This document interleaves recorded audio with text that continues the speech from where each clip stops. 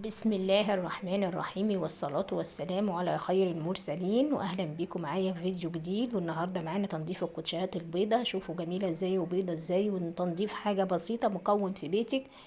كملي معايا الفيديو، ما تنسيش تحطي لايك وتشتركي، وما تنسيش الشير لاصحابك. النهارده بصوا الكوتشيات عامله ازاي. طبعا انتوا عارفين الكوتشيات البيضه بتيجي ما شاء الله من الشارع، ولا الشرابات البيضه بقى، ولو عندك حد بقى بيلعب كوره زي ابني كده الله يساعدك يعني ويساعدنا. والشرابات الفاتحه دي اول حاجه كده بجيبها، بروح ابل الكوتشيات بتاعتي ميه، وبجيب المكون اللي ببيتك ده اللي هي الصابونه الكنز ده ببيتك، اي نوع صابونه عندك، وخصوصا لو كانت لوكس او كاميه او صلايت.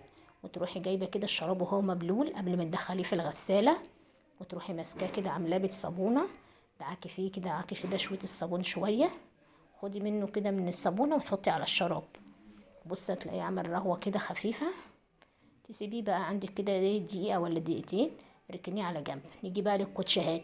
هنعمل ايه بقى في الكوتشيهات؟ نجيب طبق كده فيه شوية مية مثلا، انا مرضاش اخدكم عندي في الحمام فقلت ايه، اجيب الطبق على الترابيزة واعمل بيه. سبت الشربات كده دقيقتين، او يعني عشان الفيديو بس.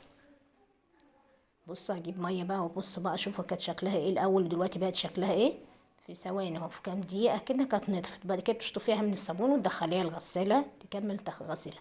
الكوتشيهات بقى بصوا بقى، بنجيب الفرشة، وبتجيبي بقى الكوتش ده تبص تلاقيه ايه، مفيش يعني مهما تدعكي فيه مفيش. تجيبي مساحيق وتجيبي حاجات من الصابونات مفيش. هو السر ده السر الجميل.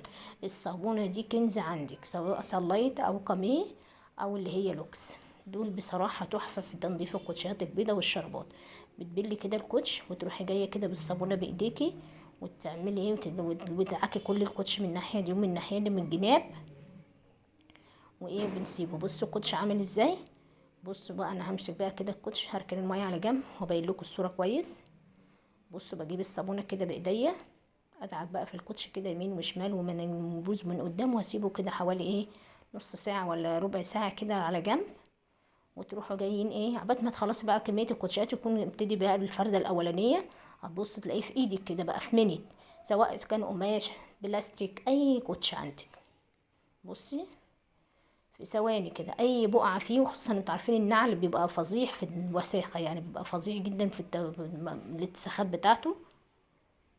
بصوا بقى لو عندي كوتش قماش زي كده، اي كوتش قماش، بتروحي جايباه كده اهوت على الحته البيضه كده اهو، تبقى بله ايدي كده، وتروحي ايه دعكاها بالصابونه، وتروحي في ثواني. بص بتلاقيه في ثواني